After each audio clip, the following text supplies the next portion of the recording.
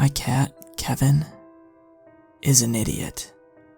I maintain that all cats are generally much dumber than people think, but Kevin is really in a league of his own. Kevin is very impressively forgetful.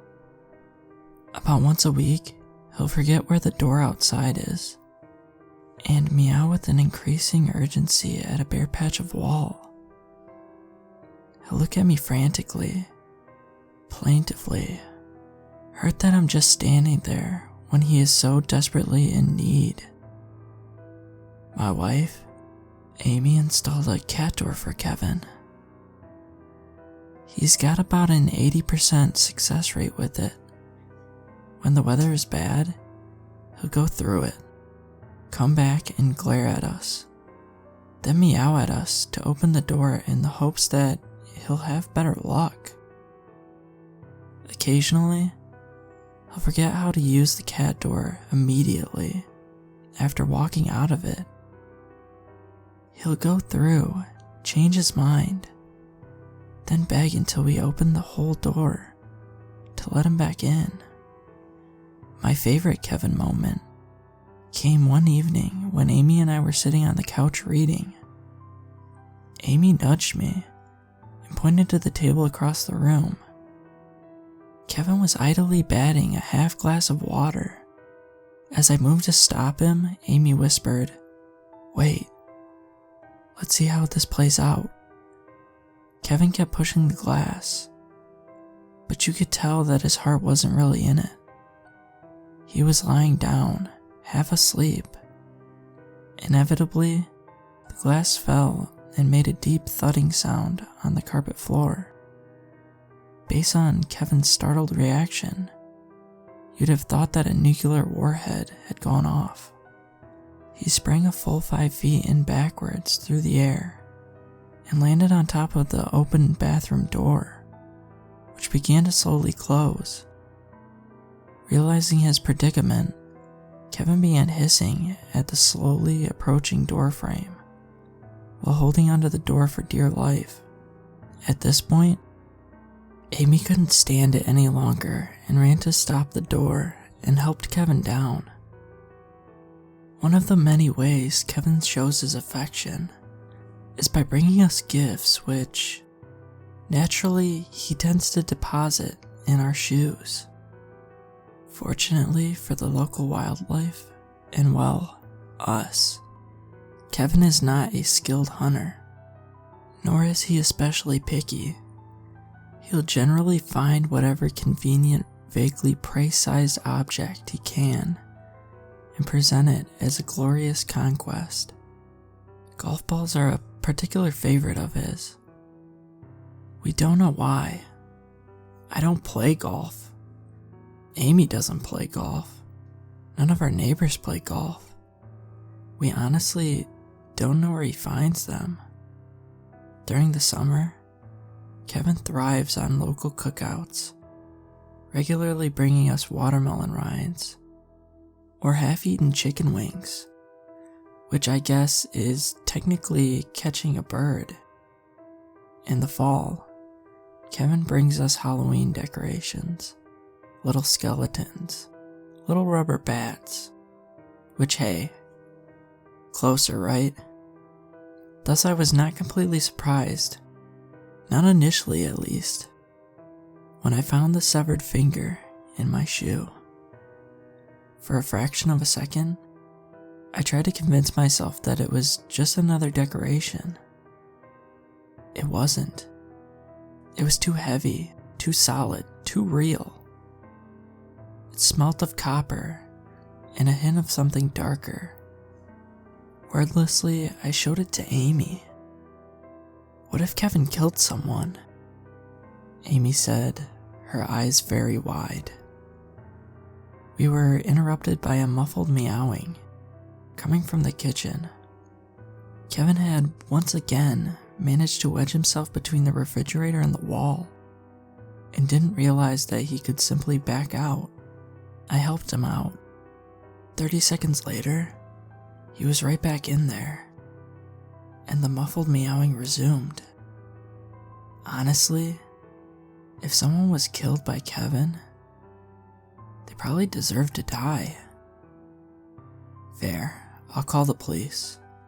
A very tired and clearly overworked trooper came by to collect the finger. He said he would try running the prints, but unless the person had a prior record, he wasn't optimistic. This turned out to be the case.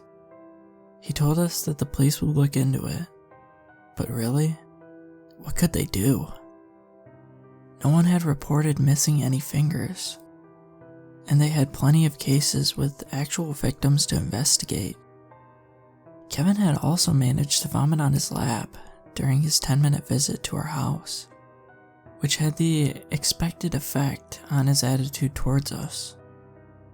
The following day, Amy found her shoe stuffed with hair, blonde, human hair.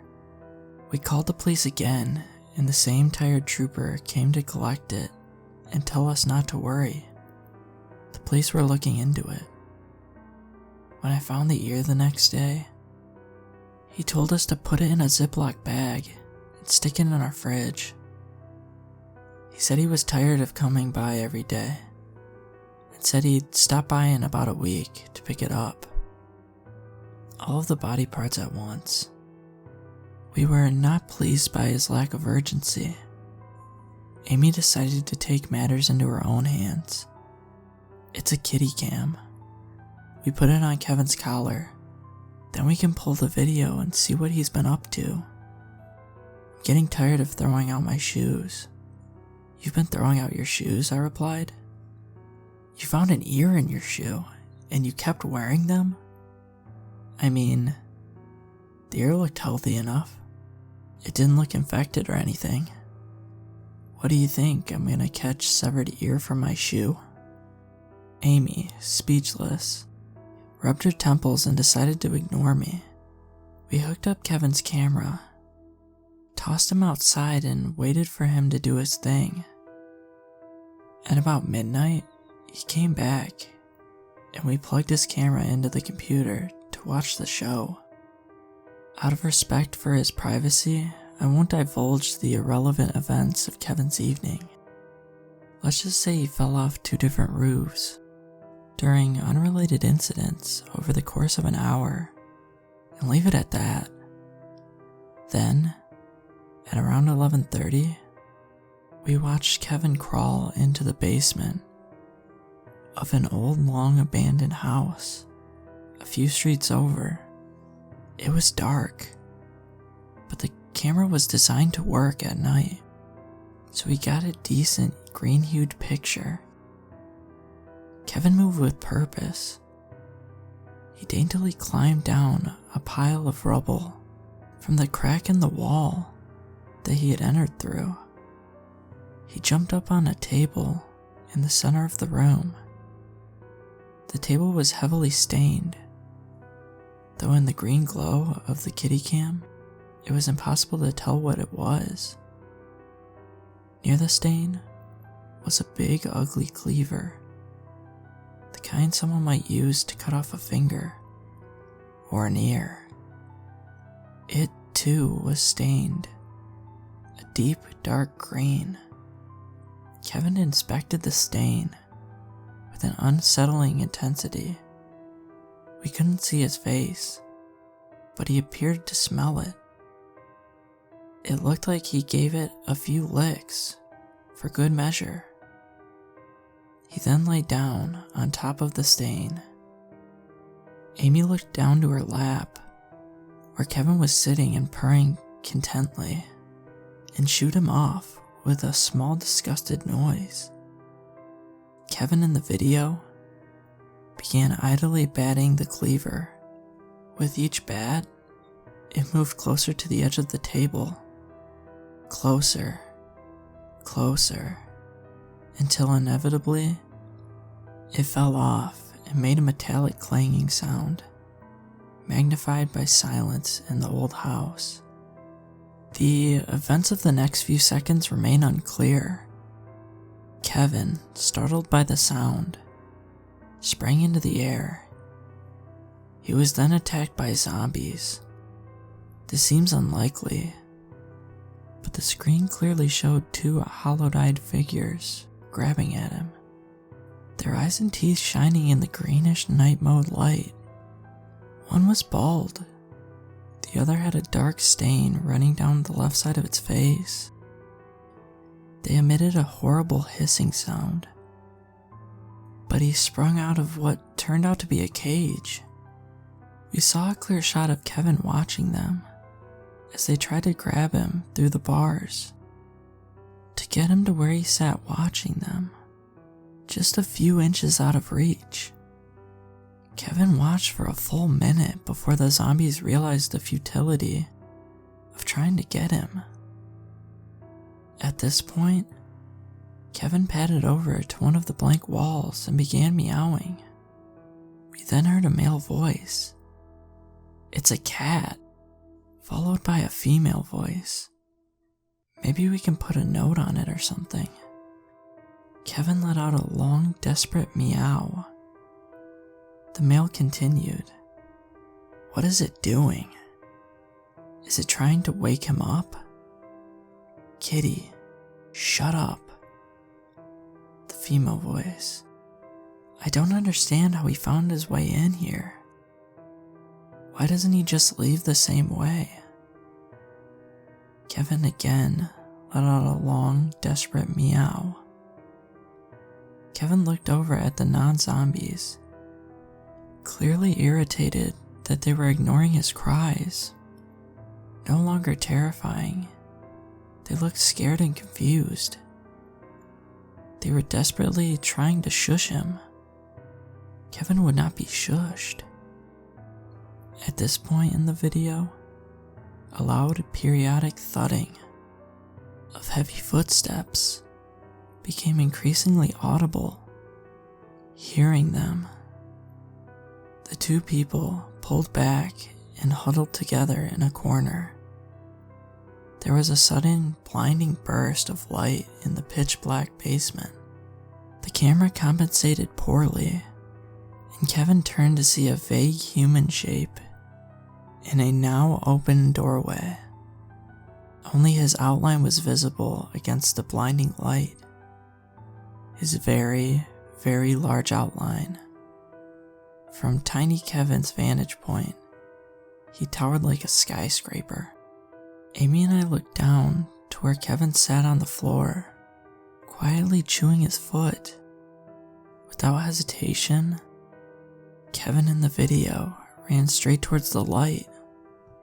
From what we could tell, he ran straight through the giant's legs and into the lit stairway beyond. What follows is about a minute and a half of frantic running, drowned out by thundering footsteps. A few times, the giant almost had Kevin, his enormous hands taking up the entire field of view on the kitty cam. Finally, Kevin came out the front door of the old house, which also had a kitty door. Of course, the previous owners must have had cats. Kevin stopped, standing right in front of the flap in freedom. "Why isn't he going through?" cried Amy, holding me very tightly. Kevin's life, and very likely the lives of the two people in the house, depended on his ability to figure out the world's simplest device. He let out a soft, irritated meow. A glance behind him showed the giant closing in on him, his enormous hands about to close and snuff the life out of our poor dumb kitty. But then, in some brief moment of inspiration, Kevin's mind cleared, and he burst through the door into the dark, into the night, and into freedom. The police couldn't ignore this. Within the hour, they found the abandoned house and arrested the giant and rescued the two people, who we were relieved to hear were in good condition despite their injuries. They won't elaborate on any ongoing investigation, but they assure us that everything is all right now. A few nights later, at around 2 a.m., I found Amy looking at Kevin's video, paused in a dark room. "Hey, Don't do that. It's all over. The whole thing is messed up. But everything ended up okay. On the screen, the two captives had their hands wrapped around the bars of the cage. Amy spoke very quietly. 20 fingers. They both have all 10 fingers. So whose finger did Kevin put in your shoe?